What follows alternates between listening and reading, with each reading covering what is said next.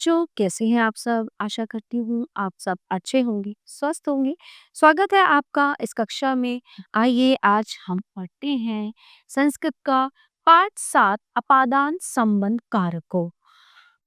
Okay, अपादान अपादान से अलग होने के अर्थ में संबंध का, की, के आदि। ठीक है, तो चलिए शुरू करते हैं। जब किसी से कोई वस्तु अलग होती है ना, मैंने भी बताया ना अपादान से अलग होने के अर्थ में। तो जब किसी से कोई वस्तु अलग होती है तब अपादान कारक होता है। इसकी पंचमी विभक्ति होती है।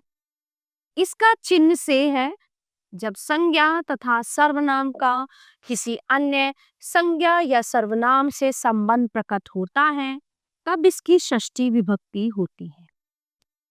का, की, के, रा, री, रे इसके चिन्ह होते हैं। तो चलिए शुरू करते हैं पाठ। ये एक विद्यालय का यहाँ पे जो है चित्रण किया गया है। एक बच्चा है जो अपने विद्यालय के बारे में बता रहा है कि विद्यालय में क्या है, कौन कौन आता है यहाँ पे और क्या क्या हम यहाँ पे पढ़ते हैं, और विद्या प्राप्त करके मनुष्य या व्यक्ति या बच्चा कैसा बनता है और विद्या प्राप्त करने से हमें और क्या क्या लाभ होते हैं। अस्माकं विद्यालयः ग्रामस्य समीपे अस्ति। हमारा विद्यालय जो है गांव के पास है। प्रातः छात्राः मम ग्रामात् विद्यालयम् आगच्छन्ति। सुबह जो है छात्रा मेरे गांव के विद्यालय में आती हैं। अन्येभ्यः ग्रामेभ्यः अपि छात्राः अत्र पठनाय समागच्छन्ति। यानी कि अन्य मतलब और दूसरे गांव के जो बच्चे हैं, जो छात्र हैं, वो भी मेरे इस विद्यालय में आते हैं। विद्यालय से प्रार्थना सभा अतीव मनोरमा अस्ति। जो विद्यालय का जो प्रार्थना सभा का जो एरिया है ना, जिसको हम असेंबली हॉल कहते हैं या रूम कहते हैं, वो बहुत ही सुंदर है। प्रार्थना सभायाः अनन्तरं बालकः बालिकाः च स्वे स्वे कक्षां गच्छन्ति। यानी कि प्रार्थना सभा होने के बाद सभी छात्र और छात्राएं या सभी लड़के और लड़कियां अपनी अपनी कक्षा में जाते हैं।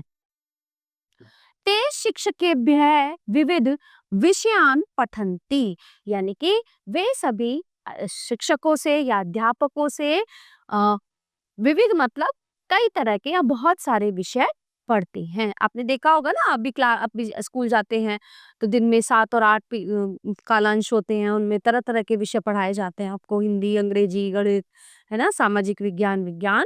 तो इसी बारे में वो बात कर रहा है कि वो जो है अध्यापकों से विभिन्न प्रकार के विषय पढ़ते हैं, विभिन्न विषय वो पढ़ते हैं।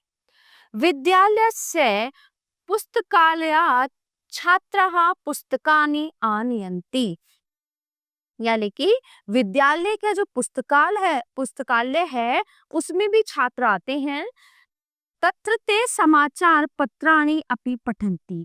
और वहां पर वे जो समाचार, सभी के यहाँ पुस्तकालय होता है जिसको हम लाइब्रेरी कहते हैं, तो वहां पर बच्चे आते हैं। वहां पे मैगजीन्स भी होती हैं, कॉमिक्स भी होती हैं, स्टोरी बुक भी होती हैं, और वहां पे अखबार भी होते हैं। तो बच्चे वहां पे आते हैं और अखबार पढ़ते हैं।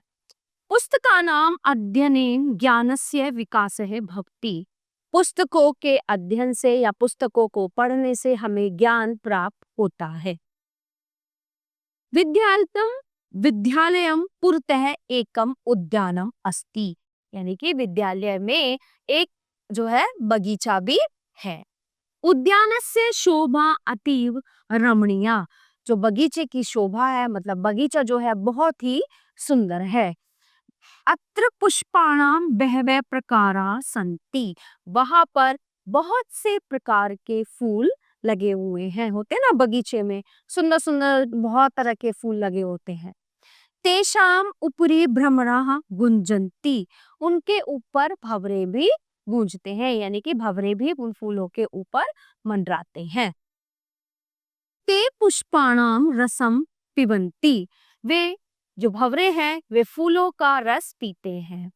तत्र खगानाम कलपूजनम अति सुखदम भगति भवति, यानी कि वहाँ पे जो है पक्षी भी चहचहाते हैं, कोयल है ना? बहुत चिड़िया हैं, वो वहाँ पे चहचहाती हैं, कूजती हैं और बहुत ही सुख की अनुभूति होती है, बहुत ही अच्छा लगता है। अपितु विद्यालय से क्रीड़ा क्षेत्रम अति विशालम अस्ति। तो जो हमारे विद्यालय का क्रीड़ा क्षेत्र है या खेल का मैदान है, वो बहुत बड़ा है। अत्र छात्राः न केवलं क्रीडाकालांशे अपितु अवकाशात् परम अपि क्रीडन्ति। तो वहां पर जो है खेल के मैदान में बच्चे खेल के कालांश में यानी खेल के पीरियड में ही नहीं, जब छुट्टी होती है, अवकाश होता है, तब भी वहां पर खेलते हैं। क्रीड़ा शिक्षा ते क्रीड़ा निपुणताम अधिगच्छन्ति। ठीक है, वहां पे जो है खेल सिखाए जाते हैं, होता है ना हमारा शारीरिक शिक्षा का जो पीरियड होता है, जो कालांश होता है, जो खेल का कालांश होता है, उसमें बच्चे को जो है क्रीड़ा यानी खेल खेलना सिखाया जाता है। अस्माकं विद्यालये अध्ययनेन क्रीडनेन च छात्राणां शारीरिकः मानसिकः च विकासः अस्ति। हमारे विद्यालय में पढ़ने से और खेलने से जो है विद्यार्थियों का शारीरिक और मानसिक विकास होता है। विद्या विनयेन च संपन्ना, यानी कि विद्या से विनय आती है या विनयशील हम बनते हैं। जो व्यक्ति पढ़ता लिखता है उसके अंदर थोड़ा विनयशीलता आती है। स्वस्थः छात्रः एव समाजस्य देशस्य सेवां कुर्वन्ति, यानी कि एक जो है स्वस्थ छात्र समाज की देश की सेवा करता है। स्वस्थ और मतलब विनयशील और जो है क्या कहते हैं उसको, विद्या अर्जित करने वाला जो विद्यार्थी है वो देश की और समाज की सेवा करता है। उक्तंजय इसलिए कहा गया है। विद्या ददाति विनयम विनयति याति पात्रताम पात्रवात धर्माप्नोति धनात् धर्मम ततः सुखम, यानी कि विद्या से विनय आती है ना? विनय से जो है हमारा हम जो है एक अच्छे व्यक्ति बनते हैं, योग्य व्यक्ति बनते हैं। और ठीक है, जब हम योग्य व्यक्ति बनते हैं तो धन कमाते हैं, है ना? जब हम पढ़े विद्या अर्जित करेंगे, विनयशील बनेंगे, तो हमारे अंदर नॉलेज ज्ञान होगा, फिर हम क्या करेंगे, हम धन कमाएंगे और धन से जो है धर्म की रक्षा होती है और व्यक्ति जो है सुख से अपना जीवन व्यतीत करता है। तो ये उक्ति जो है बहुत ही अच्छी कही गई है विद्यार्थियों के लिए। अगर हर विद्यार्थी इसको अपने जीवन में उतार ले तो सब जो है विद्यार्थी जीवन सफल हो जाएगा और आने वाले समय में जो हमारा भविष्य है वो बहुत ही उज्जवल होगा। तो प्यारे बच्चों, ये पार्ट यहीं पे समाप्त होता है। आशा करती हूँ आपको अच्छे से समझ आया होगा।